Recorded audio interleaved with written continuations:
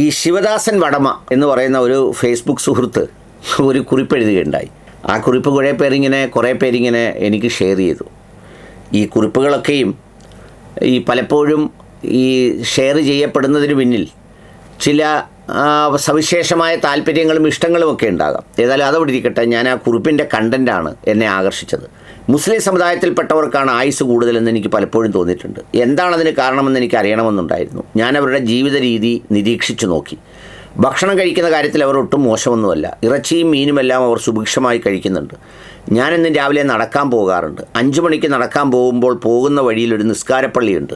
അവിടെ ഉച്ചത്തിൽ ബാങ്ക് വിളി കേൾക്കാം. അവിടേക്ക് സമീപത്തുള്ള വൃദ്ധരായുള്ള ആളുകൾ നടന്നു പോകുന്നത് കാണാം. അവർ കൂട്ടമായി ഇരുന്ന് നിസ്കരിക്കുന്നത് ജനാലയിലൂടെ മിന്നാരം പോലെ ഞാൻ കണ്ടു. ഇതേ സമയം അവരുടെ വീടുകളിലെ സ്ത്രീകൾ വീട്ടിലിരുന്ന് നിസ്കരിക്കുമെന്ന് പലരും പറഞ്ഞു കേട്ടിട്ടുണ്ട്. മുസ്ലിം സമുദായത്തിൽപ്പെട്ട സ്ത്രീകൾ കടയിൽ വരുമ്പോൾ കേൾക്കുന്ന വാക്കുകളുണ്ട്. വേഗം തായോ, വാങ്കുവിളി കേട്ടു, നിസ്കരിക്കാനായി. ഇത് കേൾക്കുമ്പോൾ തന്നെ ഞാൻ പെട്ടെന്ന് സാധനങ്ങൾ എടുത്തു കൊടുക്കും. തിരക്കാണെങ്കിൽ അവർ സഞ്ചി കടയിൽ വെച്ചിട്ട് പിന്നെ വരാമെന്ന് പറഞ്ഞു പോകും. ഞാൻ ആലോചിക്കും, നിസ്കാരത്തിന് എത്രമാത്രം പ്രാധാന്യമാണ് അവർ കൊടുക്കുന്നത്. അവർക്ക് ആരാധിക്കാൻ വിഗ്രഹമില്ലെന്നാണ് എൻ്റെ അറിവ്. അവരുടെ ദൈവം അവരുടെ മനസ്സിലാണ്. നിസ്കാരം നല്ലൊരു യോഗയാണെന്നാണ് എനിക്ക് തോന്നിയിട്ടുള്ളത്. തറയിലിരുന്ന് മുട്ടുകൾ മടക്കി കുമ്പിട്ടും നീർന്നും അവർ നിസ്കരിക്കുമ്പോൾ അവരുടെ ഓരോ അവയവങ്ങളിലേക്കും രക്തപ്രവാഹം നടക്കുന്നു. ശ്വാസമെടുത്ത് പതിയെ പുറത്തേക്ക് വിടുമ്പോൾ അവരുടെ ശ്വാസകോശക്കുഴലുകൾ വികസിക്കുന്നു. അവരുടെ മനസ്സിനെ നിയന്ത്രിക്കാൻ കഴിയുന്നു.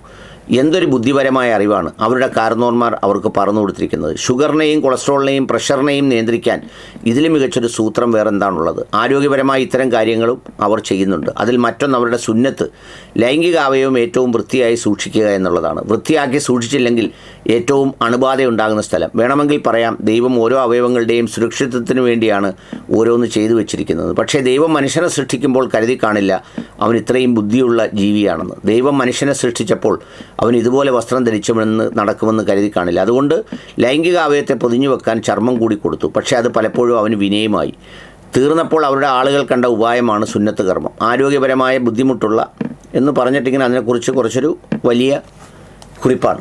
ആ കുറിപ്പിൽ അദ്ദേഹം പറയുന്നത്, ഈ മുസ്ലിം സമുദായത്തിൽപ്പെട്ടവർ ഒത്തിരി കാലം ജീവിക്കുന്നു എന്നൊക്കെ പറഞ്ഞിട്ടാണ്, ആയുർദൈർഘ്യം കൂടുതലാണ് എന്നൊക്കെ പറഞ്ഞിട്ടാണ്. അതൊന്നും ഒരു വാസ്തവമായ റിലയബിളായിട്ടുള്ള കാര്യമൊന്നുമല്ല. എന്ന് മാത്രമല്ല, അതിൻ്റെ ഡേറ്റകൾ പലപ്പോഴും നമ്മൾ നോക്കുമ്പോൾ കൗണ്ടർ പ്രൊഡക്റ്റീവായിട്ടാണ് കാണുന്നത്.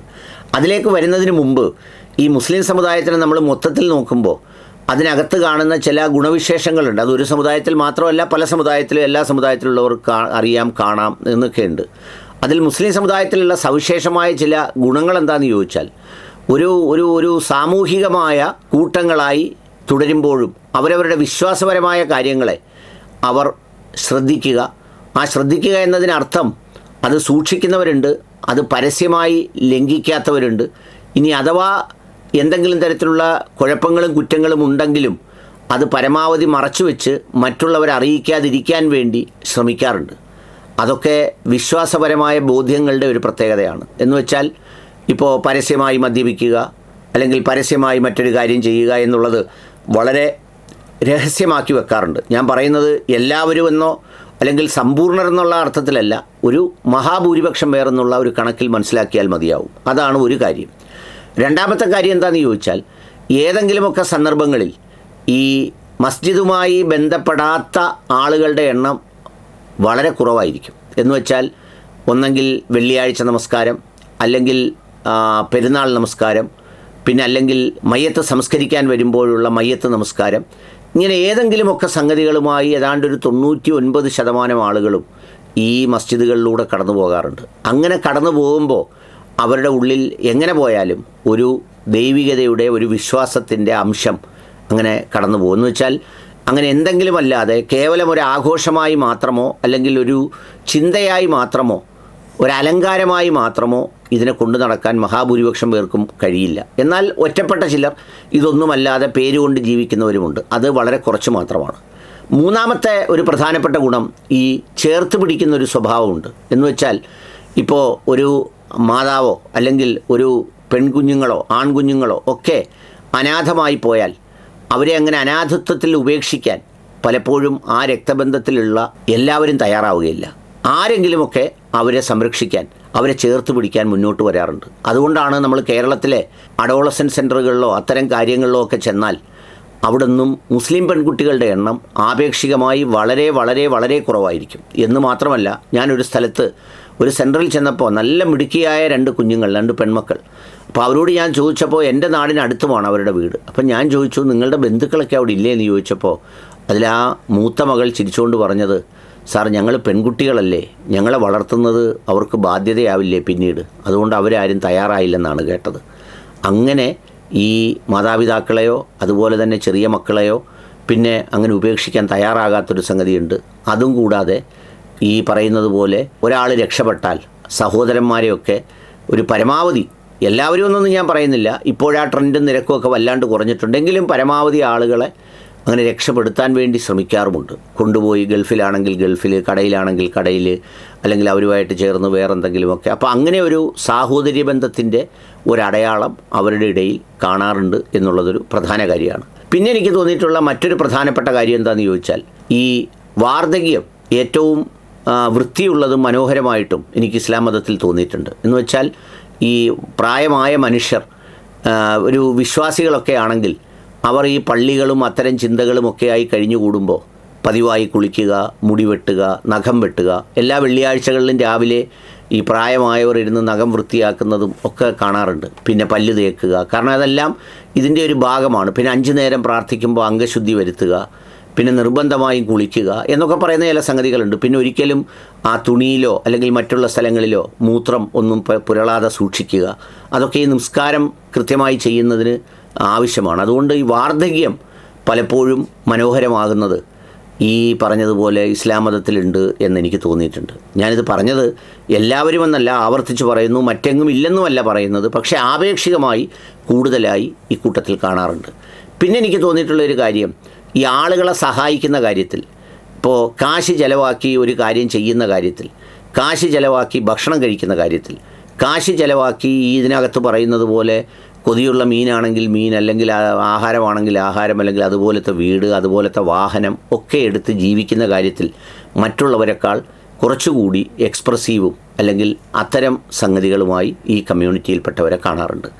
അതൊക്കെ എനിക്ക് തോന്നിയിട്ടുള്ള പ്രധാനപ്പെട്ട കാര്യങ്ങളാണ്. പിന്നെ എപ്പോഴും വൈകാരികത, മറ്റു പല സമൂഹത്തെക്കാൾ കൂടുതൽ വാപ്പ, ഉമ്മ, കുടുംബം എന്നൊക്കെ പറയുന്നൊരു വൈകാരികതയുണ്ടല്ലോ. അതുകൊണ്ടാണ് ഇനി എത്ര കോടീശ്വരന്മാരായാലും അവരാരും ഈ നാട്ടിൽ നിന്നങ്ങ് പറിച്ചെടുത്ത് വേറെ എവിടെങ്കിലും പോയി PR സ്വന്തമാക്കി അവിടെ തന്നെ അങ്ങ് ജീവിക്കുന്നൊരു ലോകമൊന്നും അവർ സ്വപ്നം കാണൂല. അവരുടെ മനസ്സിൽ എപ്പോഴും അവരുടെ മസ്ജിദും അവിടുത്തെ ഉപ്പയുടെയും ഉമ്മയുടെയും കബറിടവും ഒക്കെ മനസ്സിൽ നന്നായി ഉണ്ടാകും എന്നുള്ളതാണ് അതിൻ്റെ ഒരു പ്രത്യേകത. ഇതെല്ലാമാണ് അതിൻ്റെ ഒരു പ്രത്യേകത. പക്ഷേ ഇതിൽ ഇദ്ദേഹം പറഞ്ഞിരിക്കുന്ന കാര്യങ്ങളിൽ എനിക്ക് അഭിപ്രായ വ്യത്യാസമുണ്ട്. ഒന്ന്, ഇദ്ദേഹം ഈ കുറിപ്പിൽ സൂചിപ്പിച്ചിരിക്കുന്നത് പോലെ തന്നെ അമിതമായ ഭക്ഷണം മൂലം ഏറ്റവും കൂടുതൽ ഈ ജീവിതശൈലി രോഗങ്ങൾക്കും അതുപോലെ തന്നെ പിന്നെ പക്ഷാഘാതം പോലെയുള്ള ഹെമറേജുകൾക്കും ഇന്ന് വിധേയമാകുന്നത് ആപേക്ഷികമായി കണക്കെടുത്താൽ മുസ്ലിം കമ്മ്യൂണിറ്റിയിൽപ്പെട്ടവരാണെന്നാണ് എൻ്റെ ഉത്തമമായ ബോധ്യം. ഈ അമിതമായി ഭക്ഷണം, ഇപ്പോൾ ഇദ്ദേഹം പറയുന്നില്ലേ, നല്ലപോലെ ആഹാരം കഴിക്കും, വന്നിട്ട് നിസ്കരിക്കുമ്പോൾ ഒരു യോഗയാണ് 5 മിനിറ്റ്. ആ യോഗയും ആ 5 മിനിറ്റ് കൊണ്ടൊന്നും ഈ എടുക്കുന്ന ലോഡിന് മതിയാവില്ല. അതുപോലെ തന്നെ പല സ്ഥലത്തെ ജിമ്മുകളിലും ചെന്നാൽ ഏറ്റവും കൂടുതൽ അവിടെ സ്ത്രീകൾക്ക് മാത്രമുള്ള ടൈമിൽ വരുന്നവരെ എണ്ണി നോക്കിയാൽ കൂടുതൽ മുസ്ലിം സ്ത്രീകളായിരിക്കും. അതിൽ തർക്കമൊന്നുമില്ല.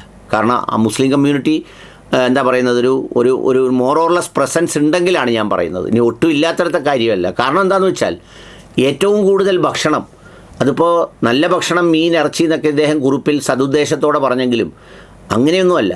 അമിതമായ ഭക്ഷണം, യാതൊരു നിയന്ത്രണവുമില്ലാത്ത ഭക്ഷണം, അതെല്ലാം അനുഗ്രഹമായി കണ്ട് അങ്ങ് കഴിക്കേണ്ടതാണെന്ന് വിചാരിച്ച് അങ്ങ് കഴിച്ചിട്ട് 5 6 മിനിറ്റോ 10 മിനിറ്റോ നടന്നതുകൊണ്ടോ അല്ലെങ്കിൽ ഈ പറഞ്ഞതുപോലെ ഒന്ന് നിസ്കരിക്കാൻ കുനിയുകയും നൂരുകയും നിവരുകയും ചെയ്തതുകൊണ്ടോ ഒന്നും യാതൊരു കാര്യമില്ല.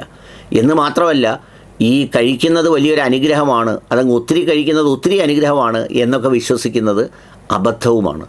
അതിൽ ഈ നമ്മുടെ മുസ്ലിം വീടുകളിലെ കല്യാണങ്ങൾ, 4-5 ദിവസം നീളുന്ന കല്യാണങ്ങൾ, പിന്നെ ചടങ്ങുകൾ, വിരുന്നുകൾ, അതുമായി ബന്ധപ്പെട്ട ചടങ്ങുകളെല്ലാം കൂടി അതിലെടുക്കുന്ന ഫുഡിൻ്റെ ഇൻടേക്ക് എടുത്ത് നോക്കിയാൽ ഒരു തരത്തിലും സഹിക്കാൻ കഴിയാത്തതാണ്. അതുകൊണ്ട് മരണനിരക്കിലൊന്നും ഒരു കുറവും ഈ കാര്യത്തിൽ ഉണ്ടാകാൻ യാതൊരു സാധ്യതയില്ല. ഇനി പണ്ട് കഠിനാധ്വാനം ചെയ്ത ഭക്ഷണമൊക്കെ നിയന്ത്രിച്ച, ഇപ്പോൾ ചിലർ പറയും ആഹാരവും മരണവുമായി ബന്ധമൊന്നുമില്ലെന്നൊക്കെ പറയുമ്പോഴും ആരോഗ്യം സൂക്ഷിക്കേണ്ടതും അതിനകത്തൊക്കെ കാരണങ്ങളുള്ളത് കൊണ്ടുകൂടിയാണ് ഈ പറഞ്ഞ ഭക്ഷണക്രമത്തിലും നോമ്പിൻ്റെ വിഷയത്തിലുമൊക്കെ പ്രവാചകൻ പല കാര്യങ്ങളും പ്രവാചകന് ശേഷമുള്ള ഖലീഫമാരുമൊക്കെ പല ചര്യകളും കൊണ്ടുവന്നിട്ടുള്ളത്. അപ്പം അതെല്ലാം അവിടെ നിൽക്കെ തന്നെ ഈ പറഞ്ഞതുപോലെ ഇത്തരമൊരു മരണനിരക്കിലെ കുറവ് എന്നൊക്കെ പറഞ്ഞ് ഒരു വിലയിരുത്തപ്പെടുന്നത് അതൊരു ശരിയായ വിലയിരുത്തലല്ല എന്നതാണ് അദ്ദേഹത്തിനോട് എനിക്ക് പറയാനുള്ളത്.